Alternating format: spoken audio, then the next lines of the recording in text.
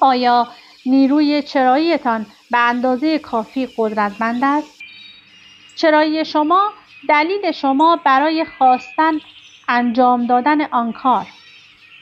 اما چیزهای مادی نمیتوانند واقعا قلب، روح و جرأتتان را برای مبارزه به کار بگیرند.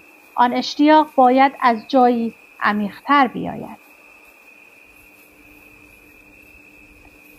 جواب این است که آنها فقط روی رسیدن به اهدافشان تمرکز کردند، نه روی کامروایی. کسی کسب دستاوردهای فوق‌العاده تضمین نمی‌کند به شادی، عشق و احساس معنا برسید.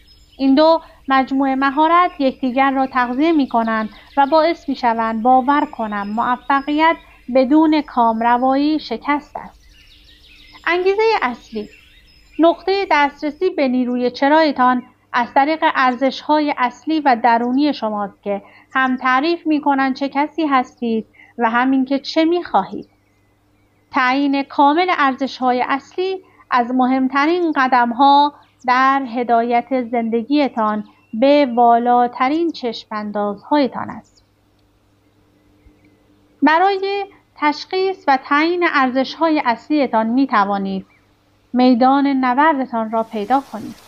دشمنان به ما دلیلی برای به پا خاستن با شجاعت و شهامت می‌دهند تا از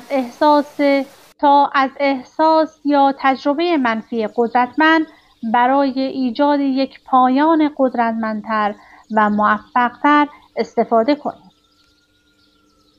این در توانایی ماست که باعث تغییر هر چیزی شویم، جای اینکه اجازه دهیم تجارب دردناک گذشته انرژیمان را تحلیل برند و موفقیتمان را تخریب کنند.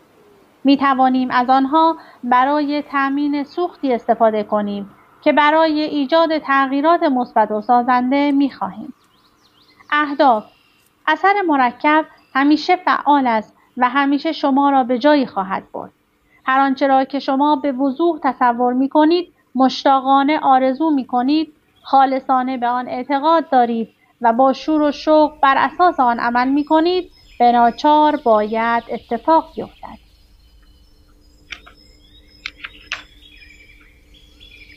به چه کسی تبدیل خواهید شد؟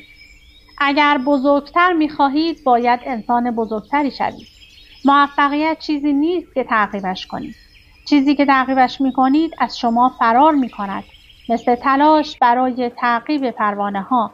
موفقیت چیزی است که آن را جذب می کنید. آن هم